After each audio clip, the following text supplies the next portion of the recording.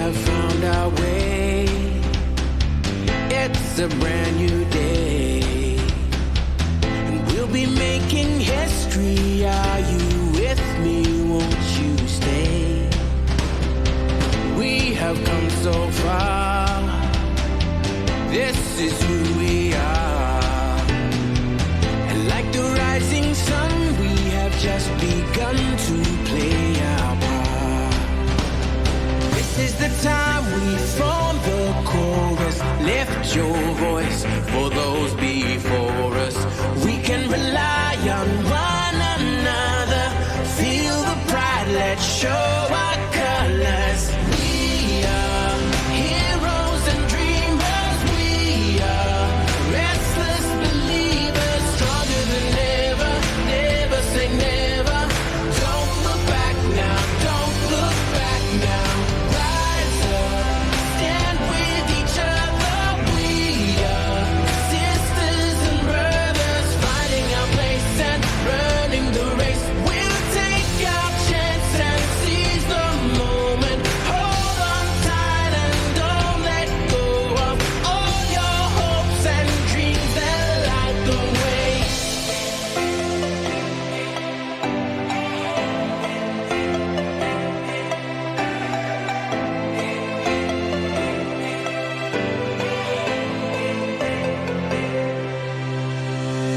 We control our fate. Destiny awaits. We are all the actors in the stories we create. Hope will be our guide. We'll no longer hide. When we roll like thunder, feel the wonder from inside. This is the time we form the chorus. Lift your voice for those before us. We can rely on one another. Feel the pride, let's show our colors. We are heroes and dreamers. We are restless believers, stronger than ever. Never say never. Don't look back now, don't look back now. Rise up, stand with each other. We are sisters and brothers, finding our place and running the race. We'll take our chance and seize the moment. Hold on tight and don't let go of all your hopes and dreams that light the way.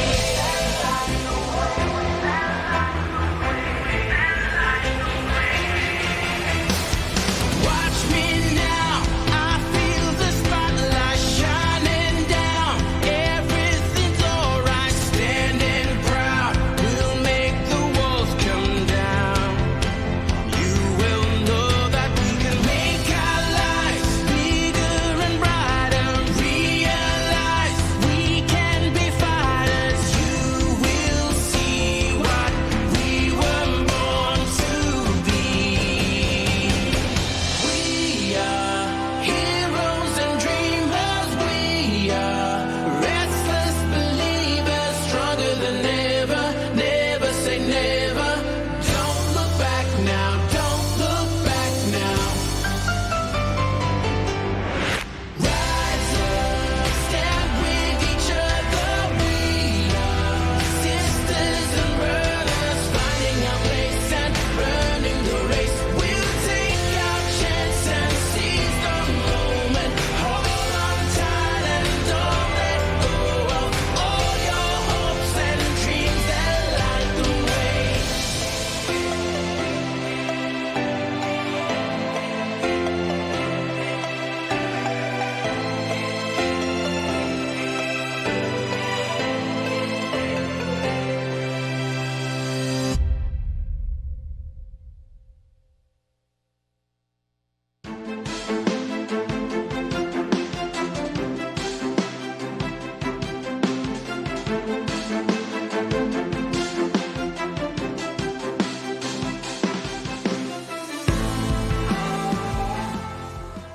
Hi everyone, thank you so much for tuning in to our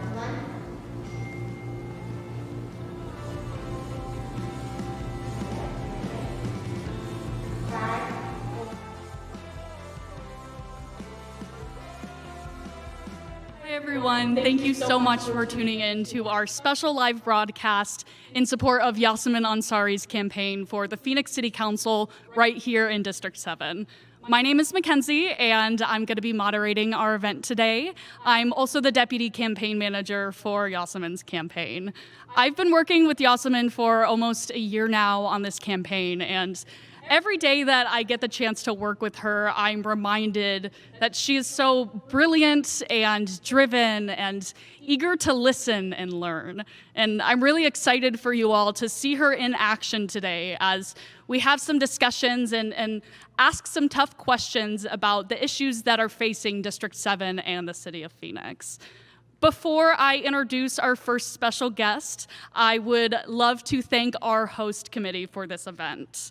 Thank you so much to Ron Ober, Gail Gordon, Howard Myers, John Graham, and Rana Lashkari.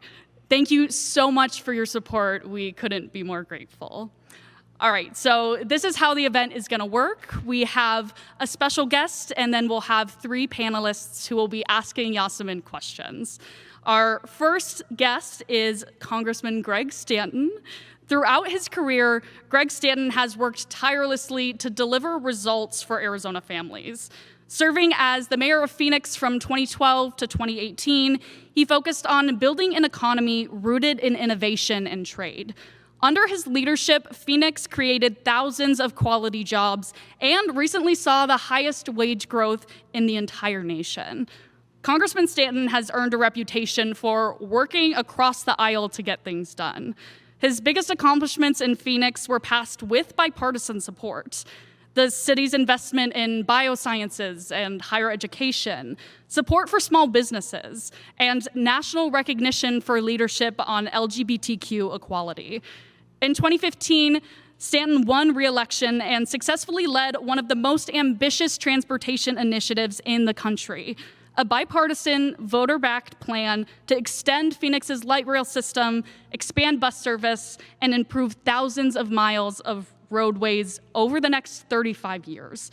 Before his election as mayor, Congressman Stanton served 9 years on the Phoenix City Council and as Arizona's Deputy Attorney General. Now he serves in Congress representing Arizona's 9th District. He's an amazing leader, and we're so excited to have him here. And now we'll hear from Congressman Stanton on why he supports Yasamin and why local elections matter now more than ever. So please virtually give it up for Congressman Greg Stanton. I guess we're doing everything virtually these days. It is certainly my honor to be here to support a very special person, a great leader already, established in her profession, and soon to be a great leader for all of us in the city of Phoenix. I'm glad to support here and try to raise a few bucks for Yasamin Ansari. So it's great to see you, and thank you for asking me to participate in today's event. I am the recovering mayor of the city of Phoenix, and now I represent our community in Washington, D.C. And as a Congress member, I will say, by far, the most important level of government is local government, because that's where you can actually get things done, move the ball to support the people that you represent, make such a positive difference in the lives of people. And the area of your particular expertise and experience, climate change, and we're going to talk a lot about there today, sustainability, climate change, environmental justice, you can make a bigger difference at this level. I know and respect Yasamin. I've known her for a few years, even before I knew she was going to run for District 7. And I was so excited when she called me and told me that she was going to seek this position. You're not going to find someone who is smarter, who is more of a people person, who is strategic, and who comes better prepared for this position. When she is elected to the Phoenix City Council representing District 7, she's going to be a powerhouse, and she's going to come ready and hit the ground running. And that's the reason why I support Yasamin. She's exactly the kind of leader we need for Phoenix during these challenging times. Look, Phoenix is one of the largest cities in the United States of America, but it is still a very young city. We haven't been big for very long. We're still trying to, in so many ways, figure out what we want to be when we grow up, what kind of a community we want to be from an economic perspective, from a social justice perspective, from an environmental perspective. Yasamin's leadership and passionate experience is going to help us tremendously to define Phoenix moving forward into the future. And her particular area of expertise, she was a leader internationally at the UN on the issue of climate change and climate change policy. We need that leadership in Phoenix right now. We're having this event on a day where we set a record high temperature again, 114 degrees. Extreme heat, additional forest fires, drought are ravaging our state. I would argue that climate change is hammering Arizona worse than any other state in the United States of America. I know we think of climate change as something affecting the coastal communities. It's impacting us as much as anyone. We're going to need her solutions, her intelligent solutions about how we can advance our city better from the perspective of climate change and sustainability. Because if we don't do better on the issue of water planning, water conservation, making sure that urban, rural, and tribal areas work together on the issue of water conservation, we won't make our economic development. We can't achieve our economic goals. We've got some very ambitious goals as a state without leadership in that regard. And she knows that sustainability isn't just from an environmental perspective. It means economic sustainability, supporting our locally owned businesses. That's part of sustainability. Social justice is part of an overall sustainable community as well. Historic preservation. If you want to obtain sustainability in a community, you better support historic preservation. And of course, public transportation, and in so many other areas, her passion and experience is going to benefit the people of our community.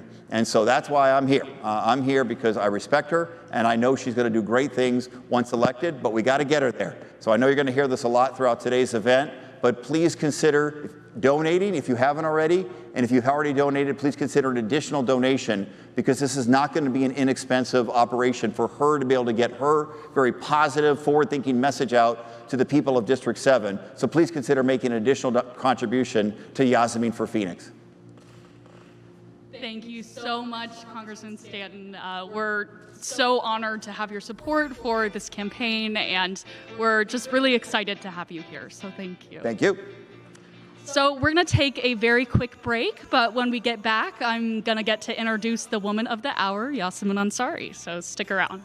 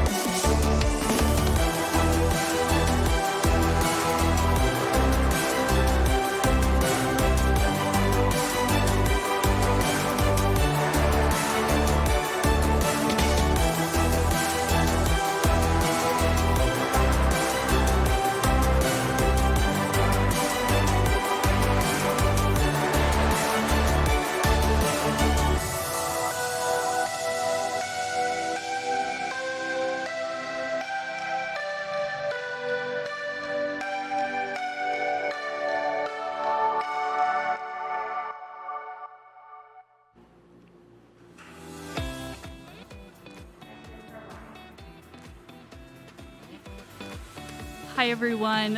Thank you so much.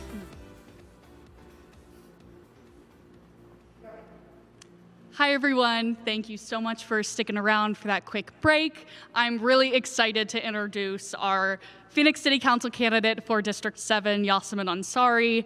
I could not say enough good things about Yasamin. She is smart, she's humble, she's genuine, and she's a true community servant. I'm going to let her speak for her background and, just a little bit about the campaign herself. So without further ado, give it up for Yasamin Ansari. Hi, everyone. Thank you so much for tuning in. I also want to give a huge thank you to Congressman Stanton for his kind words. Really, really appreciate his support. And he was actually the first elected official in Arizona to endorse our campaign, and I'm very, very grateful for that. I am so excited to be running for the Phoenix City Council in District 7. I grew up here in Arizona. My parents are immigrants, and we actually moved from Seattle to Phoenix literally because my parents took one vacation here and were sick of the rain after 20 years in Seattle, and moved to Phoenix. So I was lucky enough to grow up here. I went to public schools. And I think just growing up as the daughter of immigrants, politics has always been a big part of our lives and just part of dinner table conversations that we have at our home. It was always something that I was very interested in. I grew up working very closely with a lot of refugee communities here in Phoenix. So as a elementary and middle school student, I will never forget my mom taking me almost on a weekly basis to tutor and mentor young Somalian refugees who had recently immigrated to the United States seeking refuge. And it really just made me value community and also just the diversity that Phoenix has. And I think that's one of the things that makes Phoenix so special. But when I really fell into politics was actually when I was in high school in 2008. I was only a junior when Senator McCain ran against Barack Obama for President of the United States. And like many people in this country, was just so inspired by President Obama. I started volunteering with the Arizona Democratic Party, going every day after school. I literally have such vivid memories of going and calling volunteers and phone banking and just trying to, even since then, turn Arizona blue. And then later I went to Stanford. I studied international relations and have really spent my entire career, as Congressman Stanton mentioned, working on climate change. And I sort of fell into that work. I won this fellowship after graduating from Stanford that allowed me to spend 10 months working for a senior level official. And that's how I landed at the United Nations. I worked for the Assistant Secretary General for Strategic Planning, a brilliant person named Bob Orr, who's still a mentor of mine. He used to serve as the Deputy U.S. Ambassador to the UN. And I think that's really the time when I realized, being on this team, this was former UN Secretary General Ban Ki-moon's climate team, that climate change really is the defining issue of our time. And that was the lead up to the adoption of the Paris Agreement. So I had the opportunity to serve as the youngest member of that team of about 20 diplomats and professionals who were helping to support the Secretary General in delivering the Paris Agreement.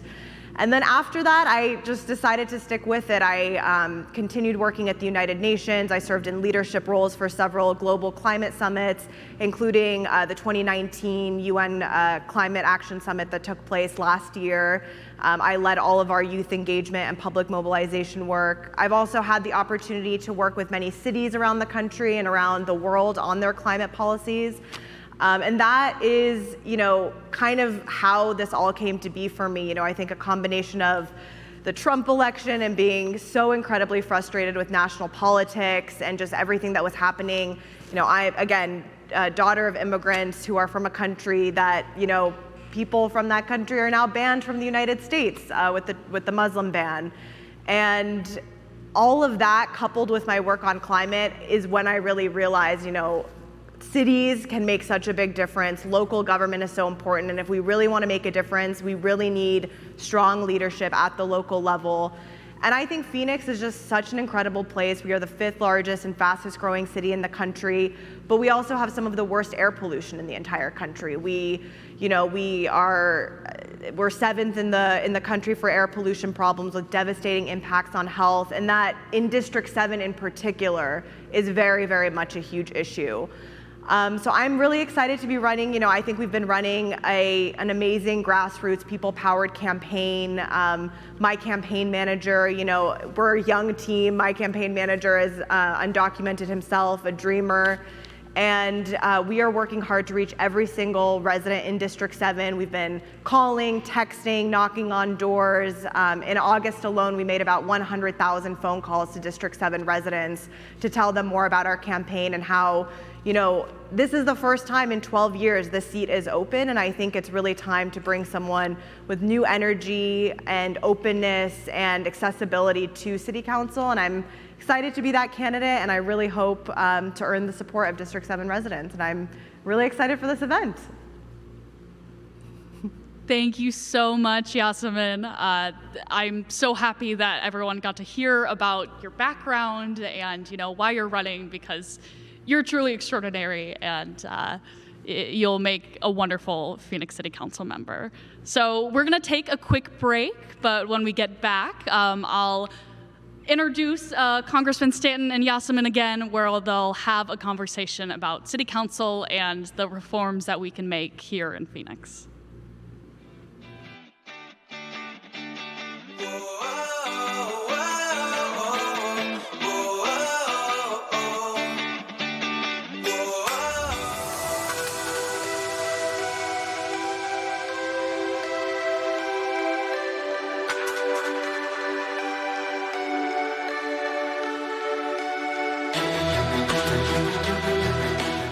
My name is Kirthney Kumar, and I'm a junior at Desert Vista High School.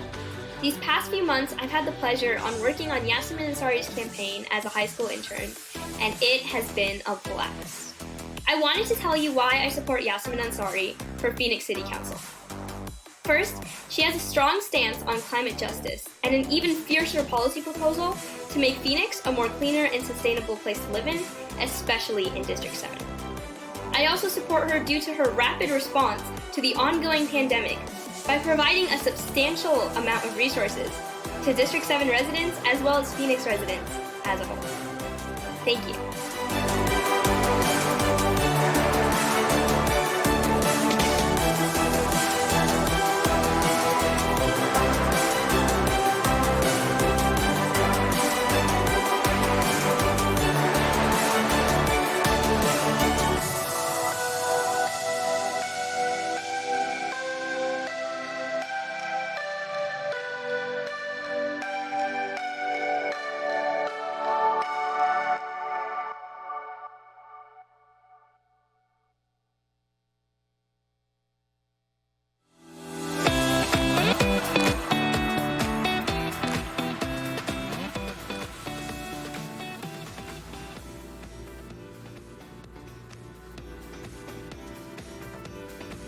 Thank you so much for waiting. We're really excited to sit down with Yasamin and Congressman Stanton so they can discuss the Phoenix City Council as a whole, the issues that face District 7, and how we can make the city of Phoenix more sustainable. So without further ado, here is Congressman Stanton and Yasamin.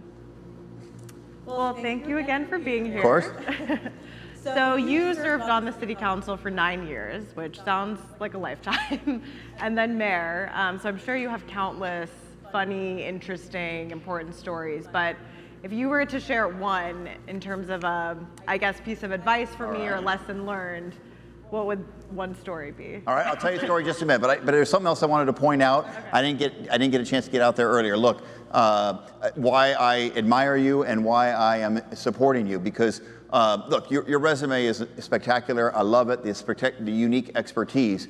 But what I have most observed about you is your work ethic, which is second to none.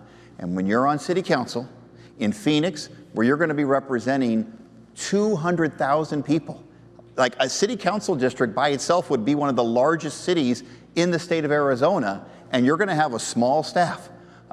So, I mean, it takes to really make the impact that you're going to make, it takes a work ethic that's second to none. So I love your experience and your resume, but what I really admire is the work ethic that you have brought to this race and the work ethic that you're going to bring fighting for the people of District 7. That's why I think you're going to be such an effective council member. And on the issue you talked about, I don't know if it's a funny story or not, but I'm telling you, when I was running for mayor, a book got published in the middle of that race by a professor, I forget which university, called Bird on Fire. You may have heard of it. Bird on Fire had its thesis that Phoenix was the least sustainable city on planet Earth.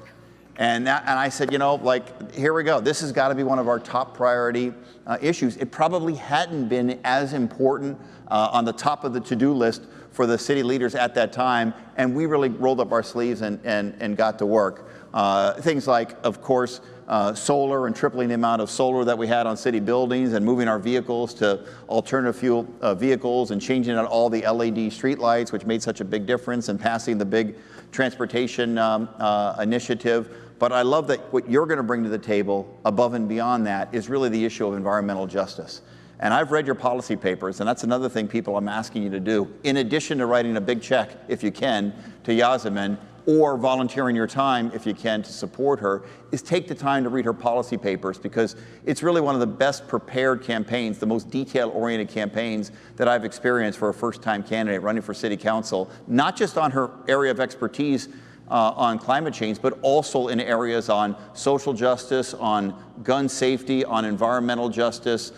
They really run the gamut, and I'm really impressed by that. Thank you. Thanks to Mackenzie, actually, who did the introduction. She runs a campaign fellowship team with about 25 young people, college students, graduate students, who have done the bulk of the research for that. So, yeah, we're running quite the operation. So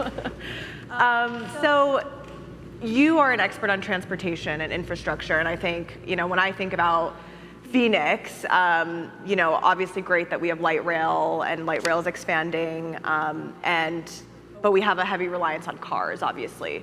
Can you just talk a bit more about how you see, or what you think the most innovative things we could be doing in Phoenix when it comes to transportation infrastructure, and just how you see it in terms of the future of the city and the future of Arizona? That's a great question. I know we share this passion as well. Look, I put my political you-know-what on the line to support a public transportation initiative, the largest public transportation initiative in the entire United States of America post-recession, a 35-year, $32 billion plan. And a lot of people said, why are you putting so much resources into light rail, for example? We had an existing light rail system. I tell you, kind of like you and the experience you talked about with your family, for me, public transportation is personal. I grew up in West Phoenix in a working class family. My dad sold shoes at JCPenney for 30 plus years, and guess how he got to work? We couldn't afford 2 cars. My mom got the car. My dad took the city bus to work, the Phoenix City bus, every single day for so many years. A working class family like mine couldn't have made it without investments in public transportation. We had a better public transportation system in Phoenix in the 1970s than we do today, because we've grown so much. You know, we were a more compact city. And I said, we're going to support buses. We're going to support light rail. But it's not to the exclusion of other forms of transportation. A great city has as many public transportation options as possible. A great airport and aviation, a great light rail, great a bus system, bikeability, walkability, and things like ride shares. You know, that should be a part of the transportation infrastructure as well. And so our plan invests in all of those things. But we're just getting started. People said you're investing in downtown. Well, of course, the light rail system disproportionately impacts people living in Central Phoenix, because you got to start somewhere. Right. But even the New York subway system is still growing. As Phoenix grows, we're going to continue to build public transportation out. You're going to be a strong leader in that regard, because your district is going to need additional public transportation options, as well as the other districts. And your district is so important to the city. I mean, the district you're about to represent is the most diverse district in the entire city of Phoenix. And so many of the families need public transportation to get to education, jobs, doctor's appointments, et cetera. So I'm so proud that you're going to be there, knowing that you're going to be a great advocate for public transportation. Yeah, absolutely. I mean, I think, especially, you know, as a young person myself, I think another great aspect of public transportation, if we're really going to be a world-class city, how can we not have one of the best transportation systems? I mean, we need it to attract good talent, to keep people in Arizona, not have brain drain out of the state. So, yeah, definitely very excited about that. Because a lot of people perceive that when we build, for example, light rail into South Phoenix, which you're going to be representing a great chunk of South Phoenix, is that it'll allow people from South Phoenix to go elsewhere for jobs or education or whatever. But guess what? It's going to allow people access to South Phoenix, which is one of the coolest neighborhoods in the entire city, with some of the best restaurants and cultural institutions. It's going to open up the world for a lot of people to see things that they may not have experienced, even people that have grown up here. That's one of the reasons why public transportation, including light rail, is so awesome. It connects people in wonderfully different, unique ways that people were never expecting. And I can't wait till we get that built. And what do you think about what we can do in terms of electrification? Like you talked about solar, which is obviously great. Is there more that the city of Phoenix can do to electrify our own buses, or even, I mean, some cities have talked about, electric fire trucks or police, vehicles. Did you do any work on that?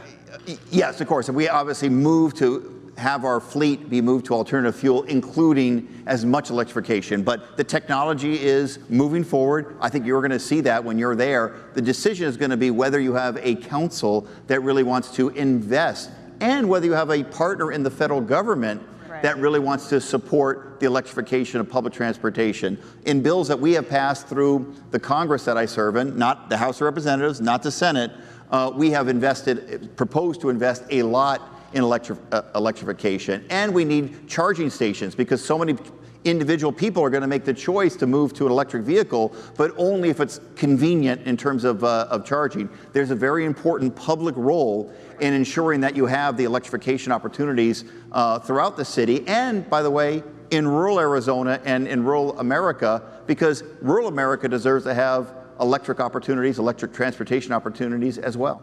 Yeah, I mean, that's the biggest challenge that I see, is how do you make electric vehicles in general more affordable and accessible to people, even if everyone wanted one right now. Like you said, we don't even have the charging infrastructure to support that. So I'm very excited to work on that, but I always like to look at, other cities, or who's doing the best job and how can we. No, the question is, though, number one, you got to have the passion, the leadership at the city level, because as you'll learn, as I learned, the biggest difference is made at the local level. But then also, do you have a supportive state government that doesn't try to preempt cities? Because Phoenix has been a leader on climate change and sustainability policies, but often when we try to move forward with something, it gets preempted by the state legislature, which is a real mistake if you really want to innovate. And do you have a supportive federal government? Obviously, you mentioned earlier, the Trump who's in the White House. I mean, he's taken us in the wrong direction. And when we make some positive change in that regard, I think you're going to see cities supercharged, if you will, when it comes to sustainability policy and transportation policy, when you have a much more supportive White House in addition to a more supportive Congress. Yeah, and how does that work in practice? How can a city like Phoenix really work with the federal government to accelerate, all of these sustainability measures and practices? Well, the question is the federal government going to get back in the business of investing in cities, investing in infrastructure? Look, like you, I want the United States of America to be the leading economy on planet Earth. It's not going to happen by accident. It's not going to happen by wishful thinking or osmosis. It's going to happen by investment. Investment in education, which we're not doing enough of, and investment in infrastructure, including public transportation infrastructure. Congress and the federal government needs to get much more in the business of doing that like we used to. We can't just pawn it off to the cities. We need to be fully partners in that regard. You need city leaders that are willing to go to city voters and ask for support, but then you also need a federal government that's much more willing to really make significant investments to change America in a positive direction. You make the case. I've seen your speeches. You make the case better than anyone that when we do that, we're going to change our economy, build a real green economy, which is economy of the future. And there's going to be so many new jobs and higher wage jobs associated with that. Yeah, absolutely. I mean, there's just and just looking at cities around the United States, but really around the world, I think we could, why are we not the solar capital of the world in Arizona? And I think we really have a lot of. You know who's doing it? China. And they're our main economic competitor. And it's going to take cities around this United States of America to show that leadership. Because if we don't move in a better direction from a green economy, a clean energy economy, other countries around the globe, including China, are, and we're going to be left behind. We can't allow that to occur. So you need a better federal partner, and we need leaders like you at the city level that get this. Yeah, well, I'm excited. I obviously couldn't agree with you more. Hopefully I'll be able to, we'll have a federal government to be able to partner with, and I, so admire and respect your leadership on all of this. I think we have time for one more question. Why not? So I'm just I'd love to ask you for your advice. If you have a piece of advice for me, people always ask me about working with the council, and how are you going to work with such a dynamic council and diverse council that, people, it's just a common question I get. And I feel like you've been so successful at working with people all across different political backgrounds and beliefs, and I just love your advice on how you think I should go about navigating that and really work towards taking our city forward, even in, challenging political circumstances. Well, here's my question. How are they going to work with you? Because you're going to come in with so much experience and passion and ready to hit the ground running. I have a feeling that, I've worked with many of those council members. I like them and respect them. But one of the questions is, they better be ready for you, because you're going to come in with a set of policy ideas, and your personality is such that you work well with others. You bring people together. So I think your skill sets are uniquely right for this job. But here's my advice. Here's my advice. I'm ready. It may not be good. I don't know. But I'm going to tell you something about life in public service. Okay. If you were to make a list of the pros and the cons, by any rational measure, the cons outweigh the pros. Long hours. Great. You get yelled at all the time. People question your motives. You work 7 days a week. It can be hard on families. But you know what? It's the best decision I ever made, was to enter public life. The opportunity to serve your fellow citizens and to make a positive difference. You can't ask for anything more. So, some days you're going to be pulling your hair out and wonder why you did it. But most days you're going to say, you know what? For me, this is the right decision. You've taken your life experience, your education, your passion, your expertise, and you're going to do it for the benefit of the people of District 7 and all of Phoenix, and that is an awesome thing, and it's the best thing you can do with your life. Wow, that is the motivation I needed after a very, very exhausting couple of days we've had. Well, thank you so, so much for taking the time to speak with me, for your support. I appreciate it immensely, and I know that I'll be coming to you a lot with a lot of questions in the future. And I look forward to working with you, and we've got 5 more seconds. Yasamin for Phoenix. If you were planning on writing one check, make it a little bit bigger. She deserves our support. Thank you so much. Thank you so much, Congressman Stanton. I love hearing both you and Yasamin talk about things that you're so passionate about and things that will really bring our city and our state forward. So thank you so much again. So we're going to take another quick break. If you would like to utilize this quick break to make a donation to Yasamin's campaign, you can find the donate button on the top right-hand corner of our website, Yasamin for Phoenix. We'll be right back, so stick around.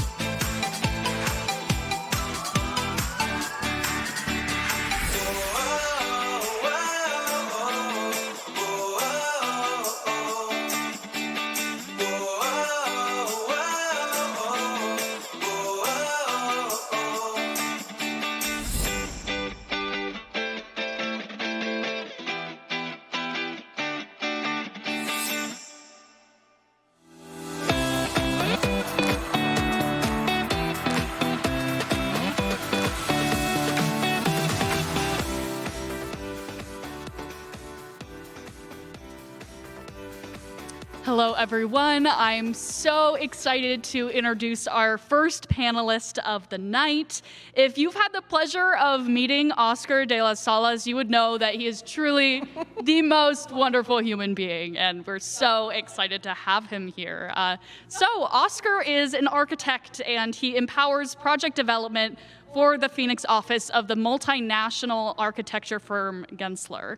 An advocate for all good things in the city of Phoenix, Oscar has also been involved in the world of local nonprofits with groups ranging from the arts to youth mentorship to community support since landing in Arizona from Spain 2 decades ago.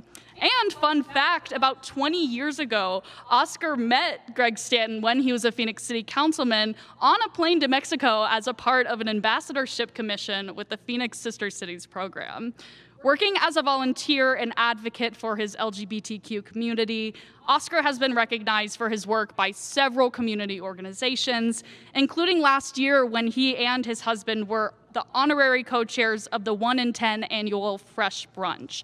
This landmark event brought together more than 1,000 guests and raised a record amount of funds for this local LGBTQ youth organization. Now, let's hear from Oscar as he asks Yasamin some questions about LGBTQ equality here in District 7 and Phoenix. Thank you so much. Thank you for having me. And what an honor, by the way, Yasamin, having this opportunity and this open channel to talk about things that concern myself and my community. I have a long list, but I just want to get at least three questions in. So the first question is, amongst areas in metropolitan Phoenix and the city of Phoenix itself, a large number of members of the LGBTQ community reside or have businesses in District 7. Previous council members have given a lukewarm support to my community or have voiced a very divisive message in English and translated into Spanish. That had to be corrected several times. What is your plan to help your upcoming district with the inclusive and have a consistent message? Yeah, that's a great question, Oscar. First of all, thank you so much for being here. So I think, throughout my campaign, honestly, hugely thanks to you in this issue area, because I think, unfortunately, LGBTQ issues sometimes, it's not a classic city issue, right? So people kind of let it fall by the wayside. But I very much appreciate the opportunity and have throughout my campaign tried to meet with leaders in the LGBTQ community, and it's something that I will absolutely do once elected immediately, is sit down with leaders from the LGBTQ community, but also all minority groups, and really understand, what are things that I could be advocating for and policies that I could be passing on the city council that would actually be beneficial to this community. So, so far I've had the opportunity to meet with, leaders from 1 in 10, from Aunt Rita's, from the Gay and Lesbian Chamber of Commerce, and spoken with them. And, there definitely is more that I think Phoenix could be doing to make sure that we are more inclusive, that we don't allow, businesses to discriminate against anyone from LGBTQ, from the community, and to support more businesses to thrive that are led by LGBTQ people. So, I would love to work with you on that as well. Like, if you have further ideas, I think, bringing together maybe like a leadership group, when elected, that can serve as advisors to me. Because, one of my pet peeves in general is when people pretend to be experts on issues that they don't know much about. And I try my best to never do that. So I would love to learn from you and from other leaders in the community on what we could be doing and pass innovative policies in Phoenix to be more inclusive. Thank you for the vote of confidence, by the way. That's a very high vote of confidence of myself. Yeah, my full vote of confidence, Oscar, in so many things. Thank you so much. My next question. Unfortunately, the downtown area and some of the District 7 have had to face hate crimes in the past. What is your plan to enforce security after dark so evening hate crimes are prevented? That's a tough question. So, it's not just, we obviously know this isn't just in Phoenix, right? Like, we literally have a president in this country who was elected by degrading and disparaging every single minority community under the sun. And since then, we've seen hate crimes go up everywhere. I was reading that actually, one of the big issues with hate crimes is that they're significantly and severely underreported. So I think the FBI reports about 6,000 cases every year of hate crimes, but it's estimated that the real number nationwide is actually 260,000 plus. So most people are afraid of going to the police on this issue. They are afraid of, reporting hate crimes. So I think first and foremost, we have to figure out how to stop, how to make sure that these things are being reported so that we can actually fight against it. So I think, I know that other cities, like New York, for example, has created a specific task force when they've seen a spike in hate crimes against a specific community. So like in Asian, there were, because of COVID, there's been a spike in attacks against Asian Americans, for example. And a task force to, really make sure that police officers are trained to deal with this, that the community is trained to deal with this so that we can actually effectively respond, I think is a big one, but also not relying on the police as well. I think we need to see more community action to respond to hate crimes and making sure that, people in Phoenix, in District 7, but really in all parts of the city are actively and vocally standing up against hate crimes and putting an end to it in any way that we can. Thank you for that answer, because I think the community itself counts on you to come to the community to talk, to have a place. So thank you for that answer. My next question is a little bit and a lot of current, let's say. A lot of what? A lot of current, the current moment. Okay. Given the current COVID-19 situation, the increase of homelessness has been recorded. Your district has a large number of homelessness Phoenicians, and it's about 1one person per 184. Due to the economic hardships of nonprofits, our community lost one of our centers for homeless youth support, Tumbleweed, and has not been able to recover the loss. Do you have any plans to create a safe place for our LGBT homeless Phoenicians? Yeah, absolutely. I mean, homelessness in general will be a huge issue. It is a massive issue in Phoenix and one that needs to be tackled immediately. But you know well that LGBTQ youth make up about 20 to 40% of homeless population. So what I think we need to do is make sure that we have dedicated centers, especially for children or young people who maybe have to are forced to flee their homes. If their families are not being receptive or inclusive when they find out about them being LGBTQ, we need specific child welfare services that can support the community. We need to make sure that any additional homelessness shelters that are created actually have professionals who can help support the LGBTQ community and help people get back on their feet. Because I think one of the biggest issues in general with unsheltered communities is once you get into that situation, it's very hard to get yourself out. And I think we need to make sure that we have the resources for folks to be able to, be supported and get out of that situation so that it's not a long-term situation. That's one of, like I said, it's very current. It's a situation that is in the forecast, and I think having a sit down with the community and being able to have people to work specifically with the LGBTQ community is a plus, because there are certain needs that are just different than the rest of the community. Right. And I think 1 in 10 is really the expert on this, right? So I think working with an organization like 1 in 10 would be the absolute first step for a new city council member, is to figure out how the city could support them, create public-private partnerships to make sure that LGBTQ youth and just the homeless community in general is supported, and we have shelters as needed. Yeah, and just to close, we have only 5 minutes to go. I would love for you to look at the camera and tell our kids and our youth that you have a vote of confidence and you believe in them, and they will have a shelter under your leadership. Yeah, they absolutely will have a shelter, and I think that's, we need more shelter beds in the city, we need more resources, and we need dedicated support. And my office, and as a council member, will always be open to people from all backgrounds and all communities, and I will do whatever it takes to support people in difficult situations that they're in. Thank you for your time and your leadership. Thank you, Oscar. Thank you.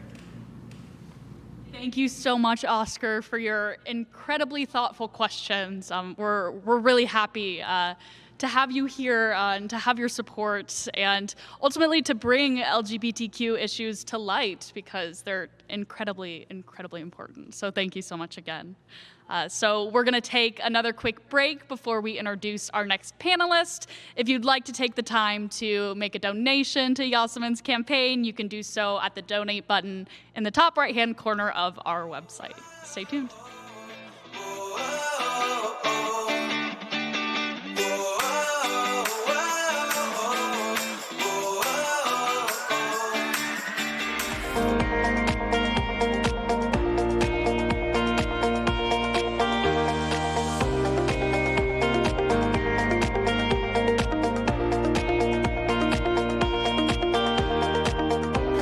Hi everybody, my name is Madeline Williams. I'm a volunteer with Yasamin Ansari's campaign for Phoenix City Council. I support Yasamin because of her experience as a climate activist, her experience at the United Nations, and the fact that she is so ready to use the opportunity to serve an elected office to bring real solutions for people in Phoenix to life and make sure that we get the resources we need and the systemic change that we need. So I appreciate that Yasamin is a young person, she is a woman of color, she's the daughter of immigrants. I think she really represents the next generation of leadership that I would like to have representing me. So I'm really glad that she is right on all the issues when it comes to housing, reproductive justice, climate, all those critical things for our community. All of her positions are deeply researched and she is fully committed to bringing all those ideas to life and making sure that we get the solutions that we need. So that's why I support Yasamin.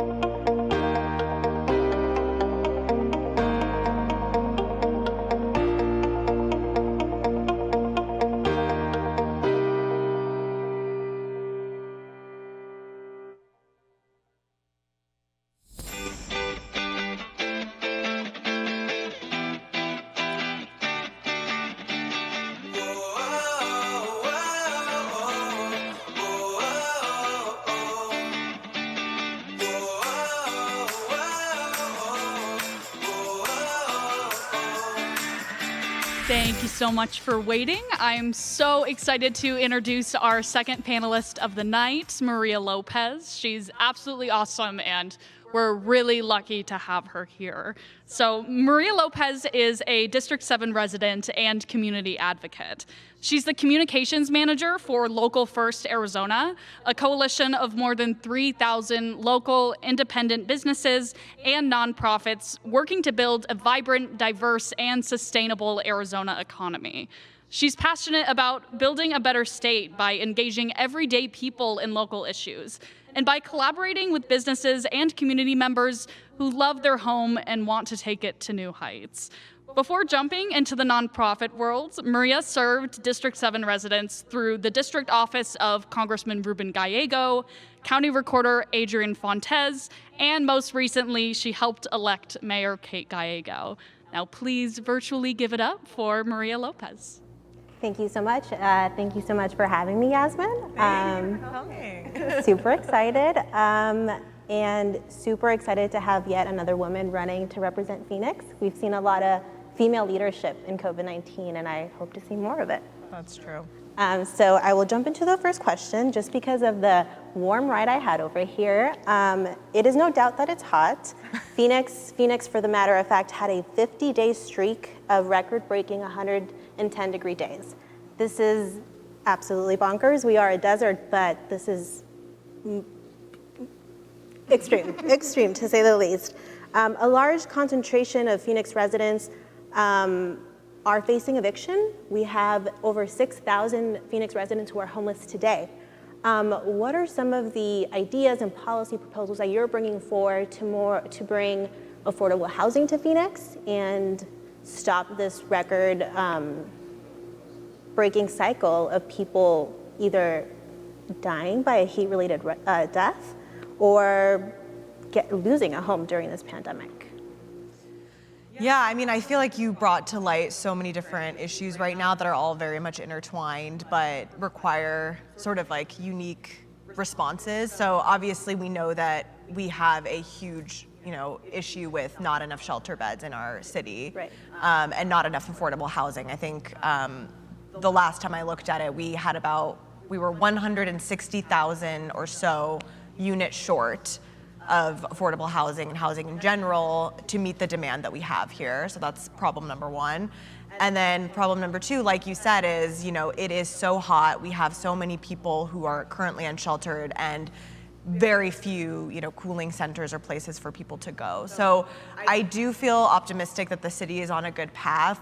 I'm sure the city just recently, is now working on their plan to address this crisis.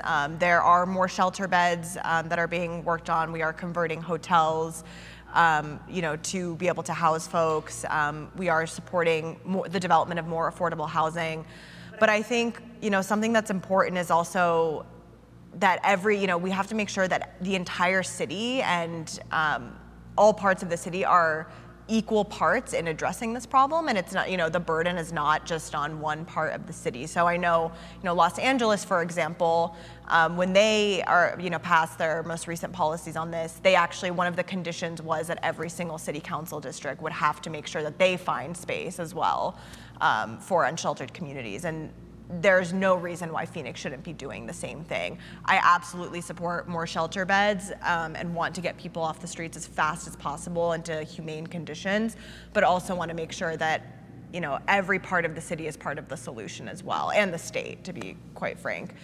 And then also what you talked about with heat, there's no question, one of the reasons I'm running is because of climate change. And the reality is it's just going to get hotter here.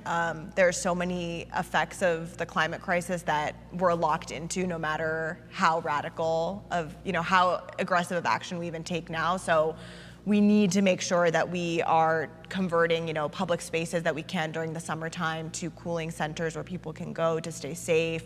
We need to plant thousands, if not millions, I know that's an unfathomable number of trees across the city to make sure that places are shaded. We need to make sure there's more public water stations. We just need to make sure that we can adapt and actually support our community, because it's just going to get worse in that regard. And I will certainly be an advocate for this on the council. Great. Adding more beds is obviously a bandage. It's a temporary solution. How are you working to not only educate Phoenicians who spend a massive amount of their salaries on rent to transition into more permanent housing and even becoming a homeowner? That's a really good question. I think that as a council member, it will be my job to really work with developers and zoning attorneys and really that community to make sure that we are constantly trying to add more affordable housing. In the city of Phoenix, GIPLETs are, provided to new development in the city. It's incentives for developers, but the idea is that they're supposed to provide a public good as well. And I think as a council member, it will be my role to be a very strong advocate for as much affordable housing as possible to make sure that we're meeting the demand.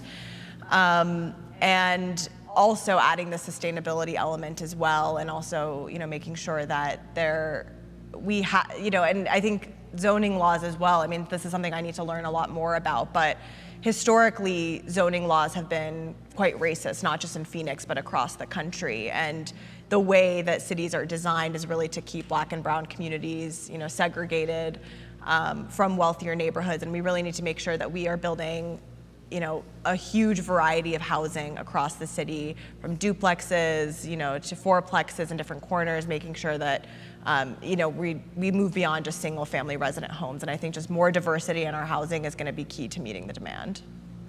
And just for Phoenicians experiencing homeless now, do you think the city is doing enough? I think I read it was 50 to 80 heat-related deaths. Are we being proactive?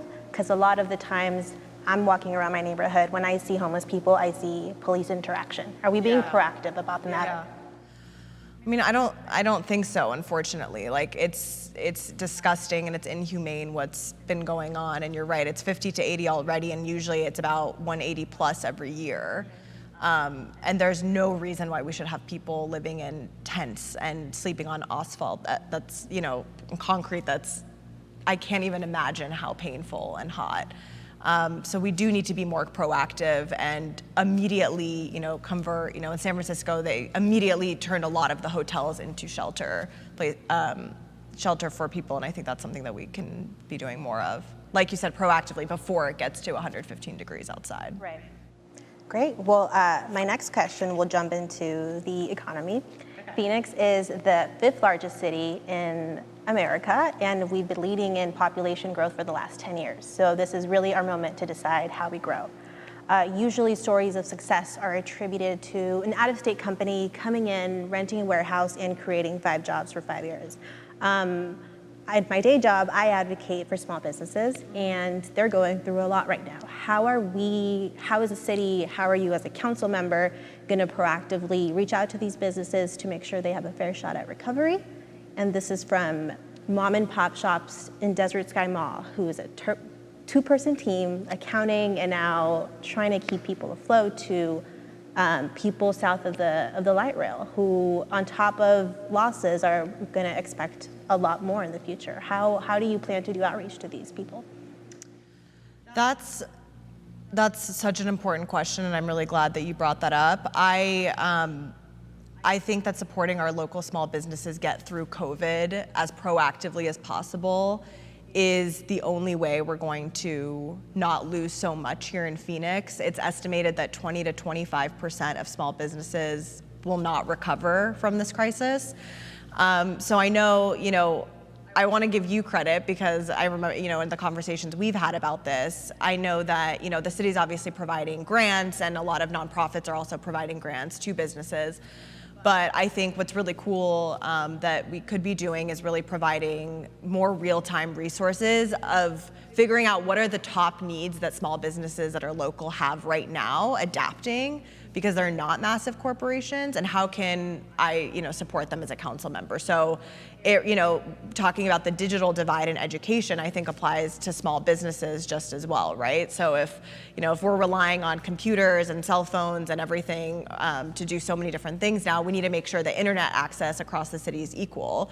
And part of the research that our team has done shows that it's not. In West and South Phoenix, it is not, and it is noticeably slower, the internet connections, and that's something that, as a council member, I can work on, making sure that that digital divide is addressed so that businesses can become more ready to deal with this. I think, obviously outdoor dining is going to be another big one that we can be supporting businesses and making sure they're ready. And I think just providing those real-time resources, whether that's creating a portal or just being a hub for ideas and support to make sure that the local businesses are able to adapt will be hopefully helpful, in addition to grants that can help them survive the crisis.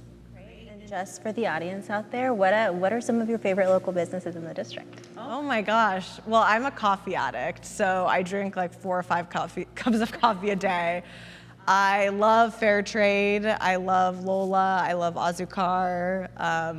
These are some of my top 3 favorite coffee shops, and they're also coffee shops that our campaign very much utilizes for meetups before lit drops or canvases pre-COVID. So those are some of mine, but I know there's just so many new coffee shops opening up as well. But those are my top 3 in District 7 for sure. Okay, all good answers. All good answers. You pass. And my last question: 2020 has been a roller coaster. One we are still on, and people have lost so much. Many are disillusioned. What do you say to people who babysitting this election out, don't think it matters, and why should they be paying attention at the local level elections?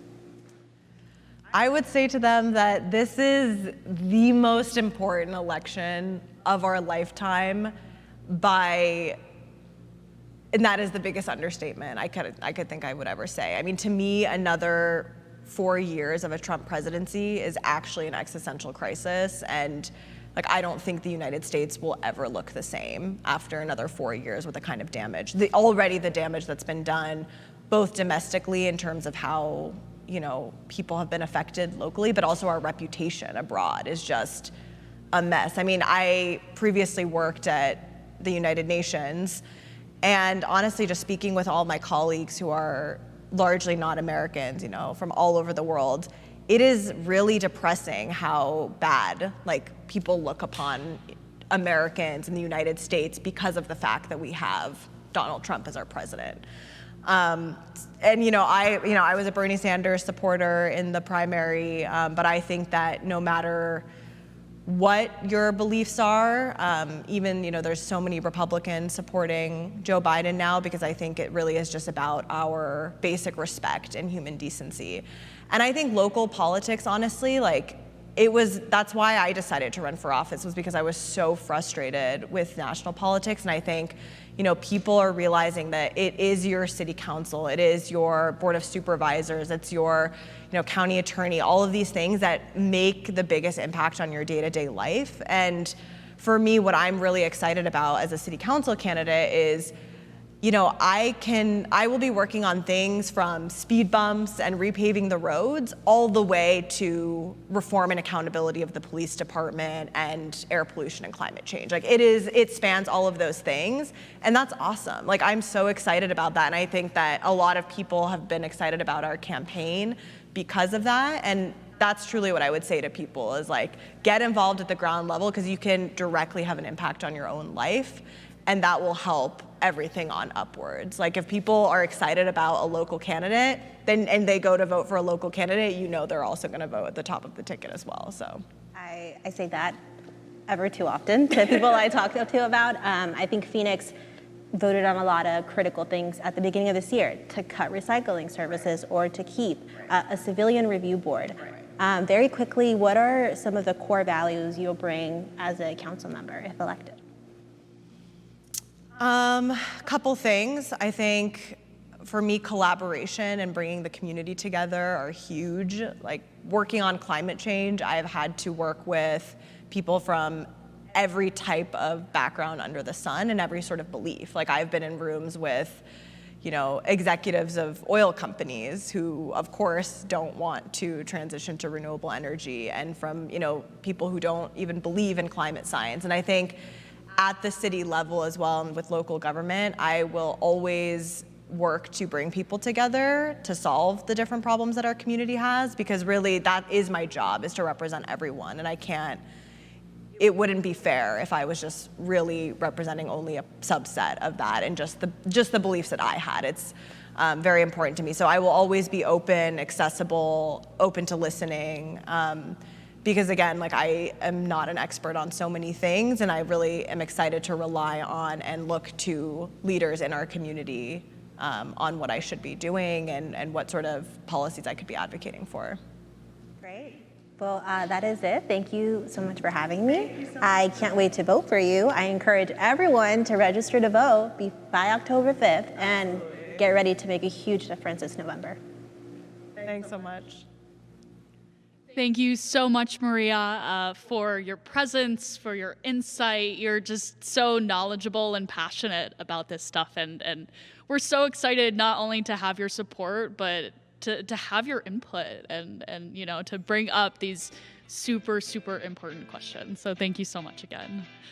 So we're going to take another quick break before I introduce our last panelist of the evening. So stick around and we'll be right back.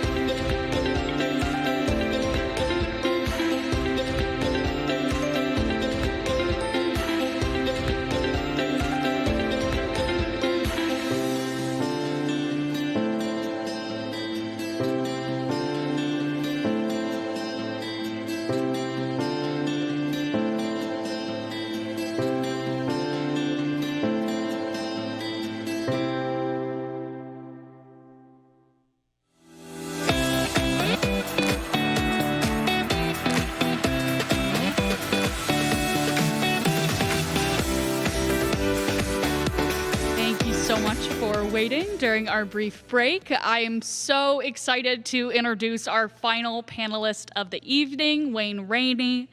Arizona native Wayne Rainey is an artist, a writer, and a placemaker. His work, activism, and commitment to sustainability have made him incredibly well known in his hometown of Phoenix. Through his work, he endeavors to evoke the essence of place and its value, and the unrealized beauty hiding in plain sight. Wayne Rainey is truly incredible, and it's an honor to have him here asking a lot of really important questions about our district and the city of Phoenix. So please virtually give it up for Wayne Rainey. Hello. It's good to see you. You too. From a very safe distance, of course. Yeah, strange times. Well, thanks so much for being here. I know you have some tough questions prepared for me. I hope to keep you on your toes. You're sharp, so I think you'll do fine. Starting out, I've lived in and around District 7 for most of my life, as did 3 generations of my family before me. And I still live in downtown with my wife and son today. In the 90s, what is now generously called the Roosevelt Royal Arts District, there was an area crucially in need of preservation. Preservation of buildings, but more importantly, preservation of the culture, art, music, and the artists that made the neighborhood so unique. A little more than 20 years ago, some of us created affordable housing for artists, gallery, co-working space, and entrepreneurs and others cultivated a community in an arts district that has had some national notoriety. Now it's undergoing rapid gentrification and development, and many of the people that made this neighborhood so interesting can no longer afford to live there.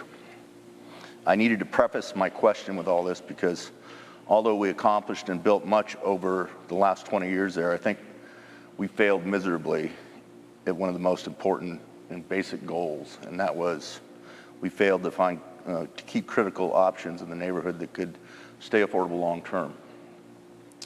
Affordable enough for the next generation of artists and entrepreneurs who only really thrive in that cauldron that was so uniquely the place. So my question is this: I know you value both sustainability and diversity, but how would you protect vulnerable neighborhoods, other vulnerable neighborhoods in the future from the overwhelming forces of the free market and as they gentrify and change in the next cycle? I think this reminds me a lot of, some of the elements I touched on in Maria's question. I think, economic development and growth in and of itself, like you said, is not a bad thing. It's amazing that Phoenix is growing so much and there's so much excitement around downtown especially. But I think you're absolutely right that we should be doing everything we possibly can to make sure that people can continue to afford to live where they've always lived. We should not be displacing people from the communities that they've always been a part of and belong to.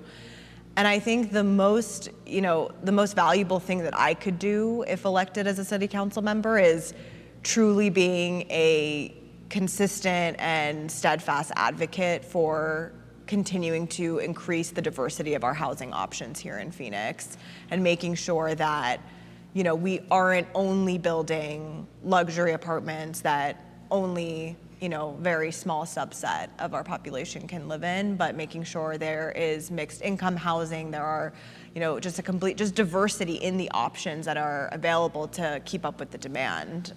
The last thing we would want, I have a lot of family in the Bay Area, I love San Francisco, but the last thing obviously we would want is for a San Francisco-like scenario where it's absolutely impossible to afford to live there unless you're making, a substantial amount of money. So continuing to, always being an advocate for affordability, making sure that when we have growth, it's smart growth, and we are, I think, again, being very open and making sure to involve communities as we continue to develop them is probably the best thing that I can do. But this is such a challenge, and like you said, it sounds like you even considered these things when you were working, but still it wasn't. Certainly, yeah.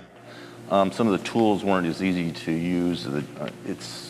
Giblets can be a fair tool today, but I think you touched on it, the diversity, having a mixed income within the same neighborhoods is really, it's tough to get built, and we've got to really use all the tools in the box to make sure it works.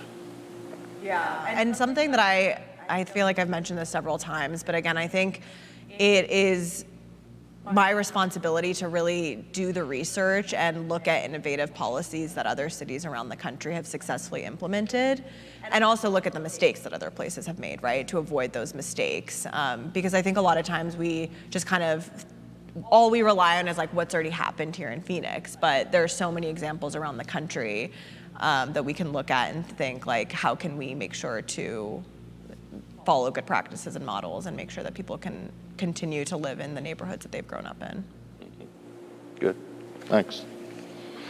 My next question is adjacent to that. It's the Southern District of District 7 along the impending light rail expansion and along the Salt River is an opportunity of enormous potential. Here, there are vast contiguous unprogrammed areas centrally located within city limits.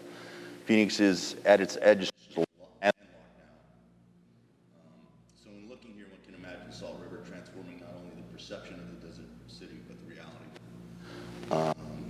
Just a couple of days ago, there was a ceremony.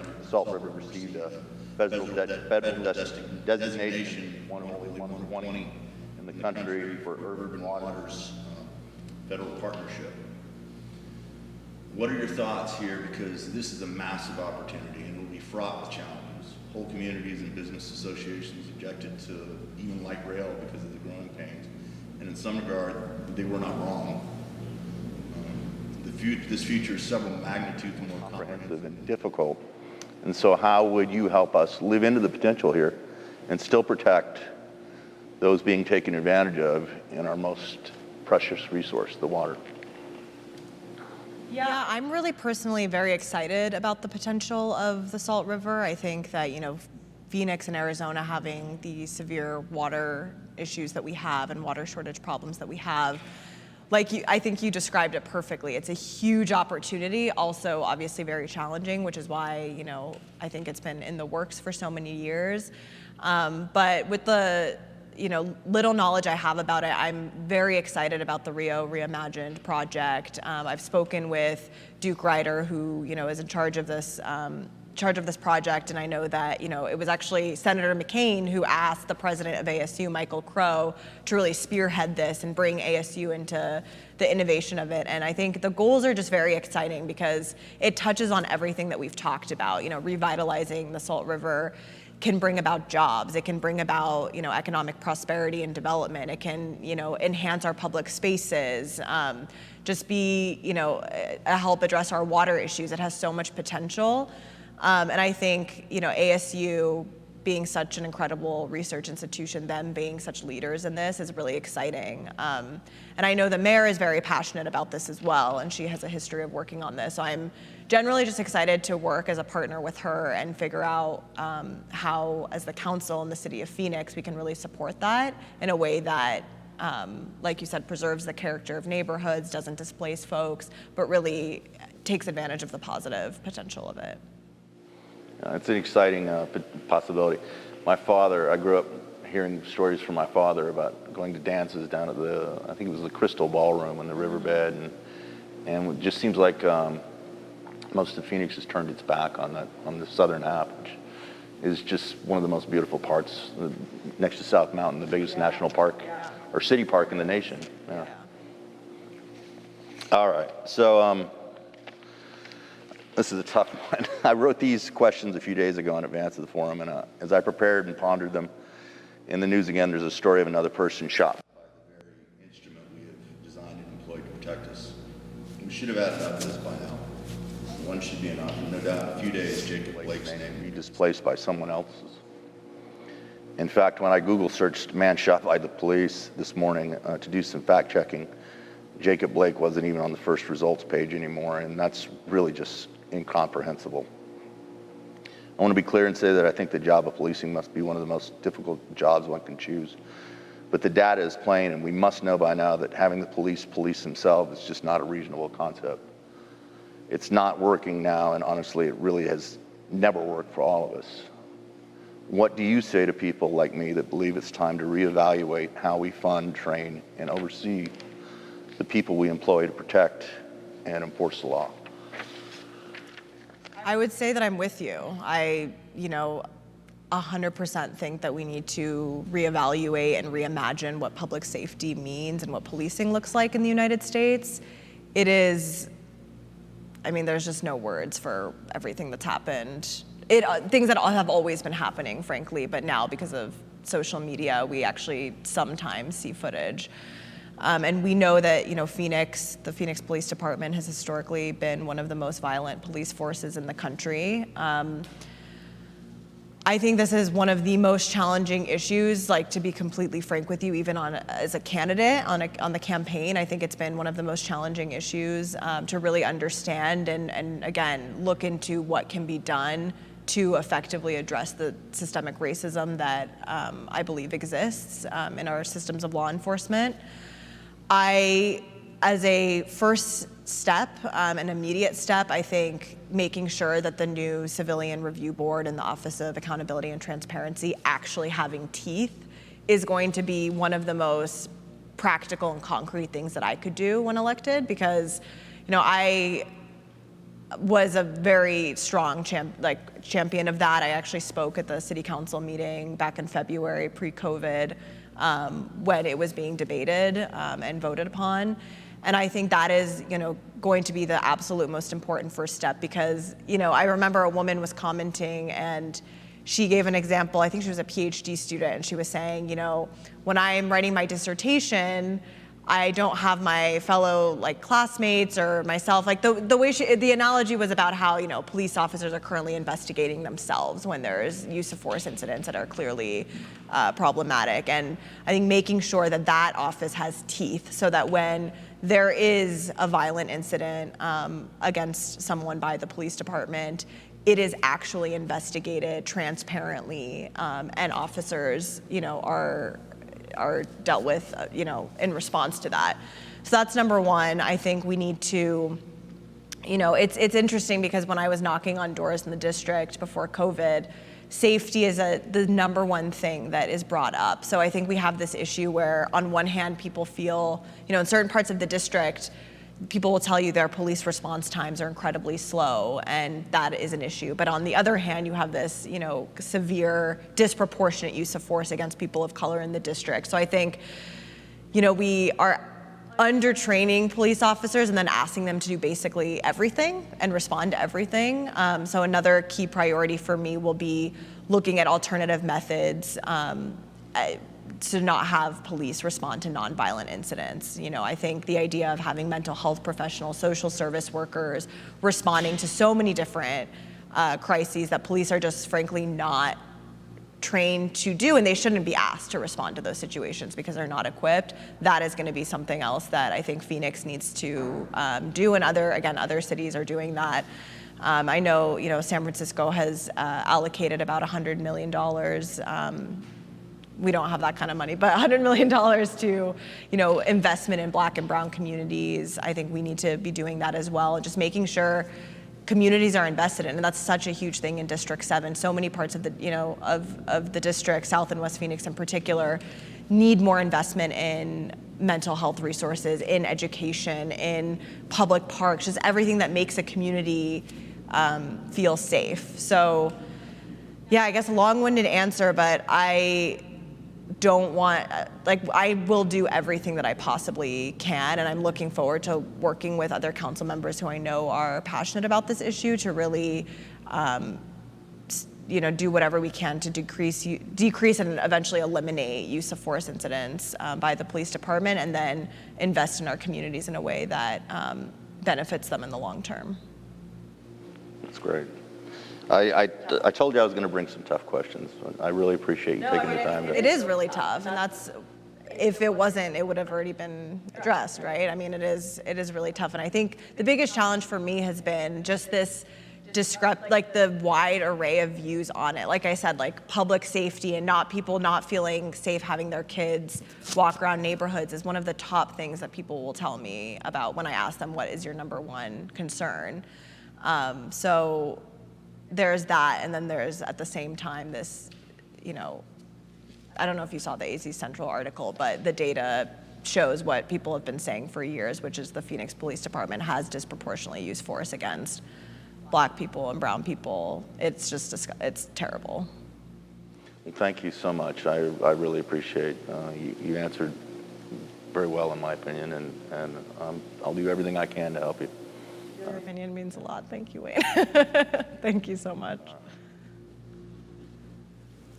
Awesome. Thank you so much, Wayne, for being here, for asking, you know, the tough questions. It really shows how passionate you are and how much you care about this community. And, you know, we're not hosting this event just to throw some softballs at Yasamin, you know. I'm really glad that all of our panelists asked these really important, pertinent, tough questions so that we can show that, you know, our campaign really is thinking about all of these issues and all of the perspectives of our district. So again, thank you so much. We really appreciate it.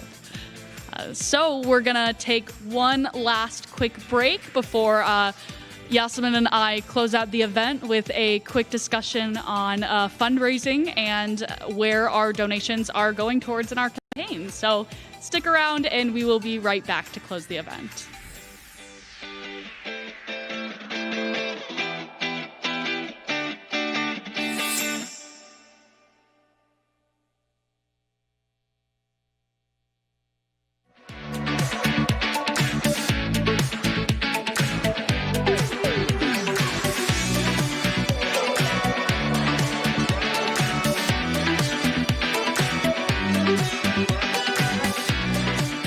My name is Riley, and I am a strong supporter of Yasamin Ansari for Phoenix City Council in District 7 because of her progressive vision she has for the city of Phoenix. Yasamin has proven she is incredibly hardworking, and her genuine compassion for our community and helping those around her is exactly what we need right now in leadership at any level. And so I'm personally so excited to see her win this election and continue her community-based involvement and ground-up type leadership at the city council level.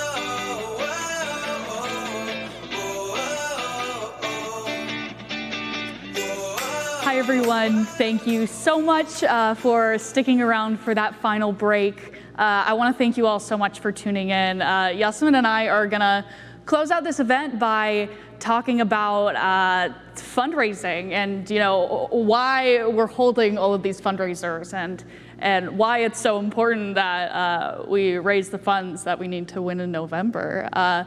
So first thing, I just wanted to ask, how was this event compared to all of the Zoom events that you've been doing so far? This is really something. Mackenzie actually put this whole thing together, so thank you so much. No, this was awesome. It was really cool having four people, obviously with the Congressman Stanton, but 3 panelists who I very much admire, asking some really tough questions. Absolutely, yeah, and it was awesome to watch, and it really is a nice change of pace, you know, just from a casual Zoom call, because we're all doing Zoom during work anyway. So I do want to ask you some questions about fundraising, not just because I'm your finance director, but because I'm a resident of District 7, and I just, you know, I want to know, and I want everyone to know, why is your campaign working so hard to raise all this money, and where are the donations going towards? Yeah, you know, I think it's, since before I ran for office, I didn't realize how much fundraising mattered in a campaign. It very much is a business. But the reality is that 90% of our campaign budget, as you know, goes to voter contact. And really all of the importance of raising funds is really to be able to communicate with people and let them know about our campaign, especially in a year like 2020 where everybody's focused on the presidential race and the Senate race here in Arizona. It is hard to keep people's attention, and by the time, they've heard so much, they're not really paying attention to city council. So really, to break it down even further, our campaign is primarily raising money to be able to pay for all of the different ways that we communicate with voters. We do that through mail. We're sending a significant number, I won't disclose the number, but a significant number of mail pieces to District 7 residents in every corner of the district, talking about my background, our policies, what we're championing and fighting for if elected. Digital, obviously in the era of COVID, everyone is on their smartphones and their iPads and their laptops, and we need to make sure that we are able to talk to people digitally and run digital ads. So our campaign video will be coming out in about a week or so, and then we will have digital ads all across the district as well, which are, again, targeting those same voters that we are sending mail to. And then my favorite and the most important part, I really think, is that direct contact that we have with people through canvassing, through phone calls, through conversations. So we have a 13-person paid phone banking team, majority of whom are young District 7 residents. So I think that's really cool because the fact that our campaign is actually providing jobs locally, I think is an exciting thing to think about.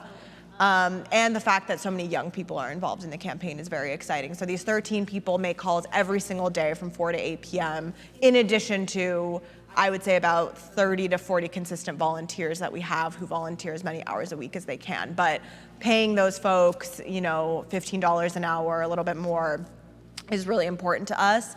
And it's been extremely effective. We've made over 100,000 calls in August alone to District 7 residents, had thousands upon thousands of conversations. We now have an 8-person team that's starting this month on the ground doing literature drops. So again, this is why it's so expensive, because it's very difficult to communicate with people, and just getting to people the number of times we need to get to them in order for them to remember Yasamin Ansari on November 3rd. Is the only way we have a shot at winning this election. Awesome. So when it comes to all of the campaign funds and all of these initiatives that the campaign is doing, voter contact wise over the next few months, there's less than 2 months until the election. What are your main focuses, as the candidate when it comes to leading up to the election?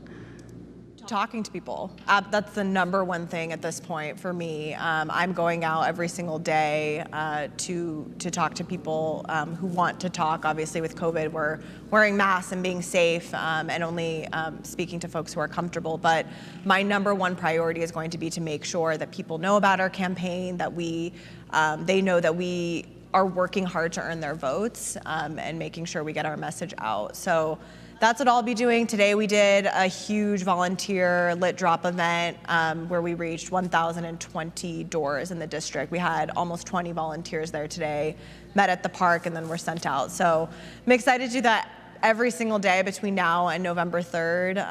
It meant a lot to me what Congressman Stanton said about my work ethic, but really the work ethic of everyone on our team, because it's such a big team effort, and it means it's a lot of fun. Absolutely. Thank you so much for working tirelessly on this campaign. I think it really goes to show how hard you'll work when you're in office on the Phoenix City Council. So seriously, thank you for everything you're doing for our community, and thank you for your time today. This was really awesome. Thank you, Mackenzie. Thanks everyone for tuning in today. Absolutely. If you haven't already, or if you have already made a donation to Yasamin for Phoenix, please do so. The donate button is on the right-hand corner at the top of our website.